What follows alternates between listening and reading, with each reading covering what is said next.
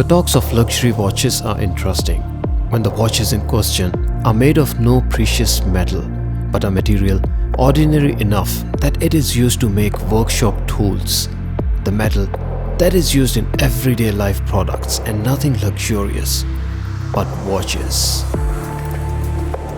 And when watches we talk about are purely steel luxury watches, the three names that will echo your mind are Audemars Piguet, Patek Philippe and Vacheron Constantin, the manufacturers that are often informally called as Holy Trinity watch manufacturers due to their contributions, history and experiences in watchmaking.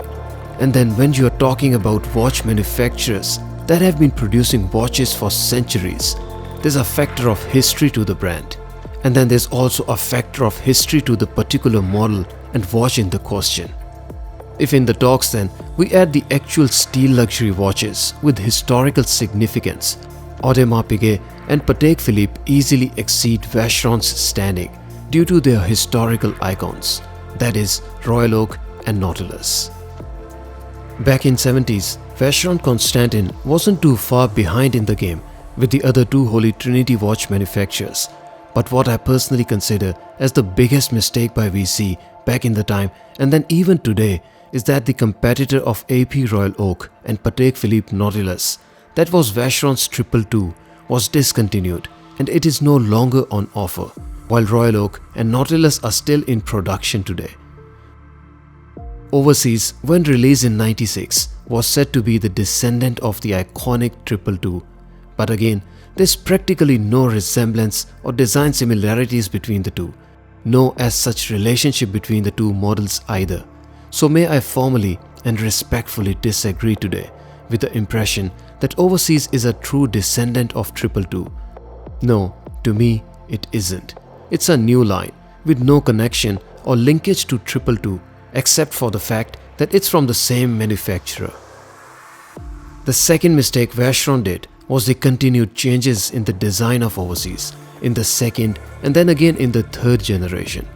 Again, when we talk about luxury steel watches, we rarely talk about the icons they are, the timelessness in their design and historical significance in watchmaking. The size change itself is controversial, but when the watch manufacturers change the full design, it simply takes away the looks that would otherwise become an icon. This stunning Vacheron chrono we are looking at today is indeed executed beautifully and crafted exceptionally, but lacks one aspect that you would typically seek at this price for a steel watch. It is not iconic, and it's not a watch that you can spot from 10 meters away and link to history.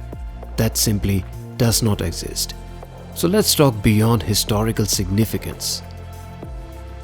The reference we are looking at in this video is the third generation of Overseas chrono, debuted in 2016 and comes in beautiful brown dial. The treatment that the dial receives is sunburst, which complements the already beautiful shade of brown, and in result, the watch plays with the light, giving you all the different shades of light brown to dark brown to even black under low light conditions. The subdials come with the same color shade, so it does not offer the typical contrasting subdials as most chronograph watches, yet the subdials are recessed in and the treatment they receive is different than the main dial. The subdials come with circular grooves as opposed to radial lines on the main dial, and it gives the subdials a pop factor despite the fact that they share the same color as the dial. The hour markers come with multiple facets like standard 3-hander Overseas, and the perfectly polished faces of hour markers play with the light upon the flick of wrist and enhance the pleasure of the wear. The dial hands have similar facets as hour markers, and they are fully lumed, and we will look at lume shot shortly.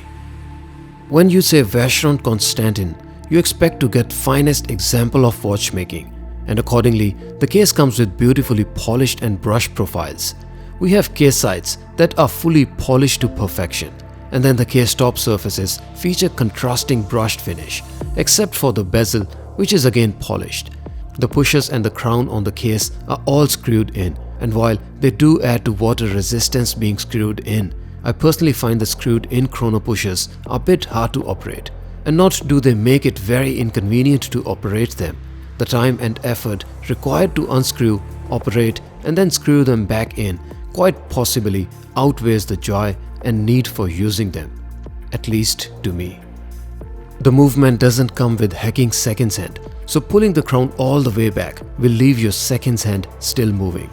The movement also doesn't have instant date change at midnight, and I simply find it as lack of attention to detail when I see the date wheel start changing before 11 p.m. and then it continues to move, and before it changes over, you see it misaligned, and that takes away the joy and pleasure of wear. The date changes to next number just before midnight. The date wheel itself is also not very elegantly executed, and the font, the size and overall date format inside a big white window looks off to me and takes away the aesthetics of otherwise beautiful watch. To be entirely honest, the first time I saw the overseas 4500V that comes in the same date window and in the same date format, for a moment I thought it was a fake watch. Sadly, it wasn't. Turning the watch upside down, we have beautifully executed Vacheron's in-house caliber 5200, which is a column wheel vertical clutch configuration movement. The attention to detail in the movement is that the column wheel has central Maltese cross with beveled and polished edges. All the bridges come with stripes for Court Street Geneva, with again polished and beveled edges to enhance the beauty. All the screws are polished, gears are machined and offer contrast in the looks, and even the plates underneath showcase circular graining to add that pinch of flavor. And then above all, on offer, there isn't an 18 karat or 20 karat gold. We have 22 karat gold rotor, and that simply makes the movement not just very aesthetically pleasing, but also precious too. The movement operates at 28,800 vibrations per hour, comprises of 263 parts and 54 jewels to offer 52 hours of power reserve.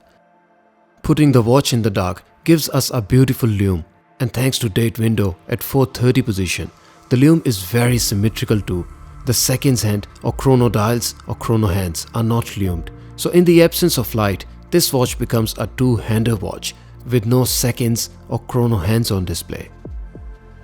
Under the macro, I can see some minor scratches at the edge of our hand, but the surface overall looks reasonable.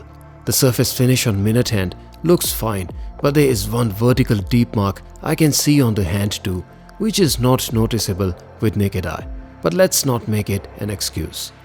Beyond that, the surface looks fine overall. The Chrono seconds hand comes with brushed finish, and it's not the most refined brushed surface I've seen, and definitely not the best one at this price point, but it's overall acceptable. There's minor dust on seconds hand in the subdial, but nothing really of note.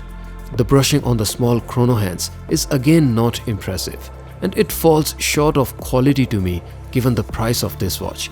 Similar is the case with minute hand for chrono, and not only the brushing looks basic, I can see surface flaws and haphazard scratches, which shows that VC has spent less time than expected in perfecting these hands. The dial treatment and the text are crisp, and even under macro, there's no flaw on side. On the wrist, the 42.5mm case size on this overseas chrono does have a fair bit of wrist presence, and since it is 1.5mm bigger than the three-hander overseas that comes in 41mm size, and then there are chrono pushers, the watch wears considerably bigger than its 41mm sibling. That being said, my wrist size is only 6.5 inches and the wristband is 55mm, and you can see that the watch wears fine despite my wrist being on the smaller side. Part of the reason why it wears fine is the rubber strap that comes very flexible and does not flare out further after the case. The case thickness is 13.7mm, and while it does not look or feel thick due to its larger size, it is overall a relatively chunkier watch, and it does show it on the wrist. Thanks to integrated case design, the watch hugs the wrist beautifully, and there's no sense that it is oversized for my wrist, and I can personally use it for both formal and casual occasions. If you appreciate fine watchmaking and exceptional craftsmanship in every component of movement, the case finish and then the dial details, you simply can't go wrong with Vacheron Constantin overseas. And then if you also prefer a slightly bigger and chunkier watch with stunning brown dial, you simply cannot find a better chronograph watch in this configuration and then an integrated bracelet design. The brown dial itself is also extremely beautiful, but now being discontinued, it seems Vacheron are confused with what they want to do with their overseas and their chrono line, with Vacheron discontinuing watches before they are even known to the world. This is not a watch that can be spotted or recognized from 10 meters away. And then with Vacheron originally discontinuing 222 and then constantly changing the design, layout and looks of overseas, not once, rather twice. I can tell you, Vacheron, you are not helping yourself.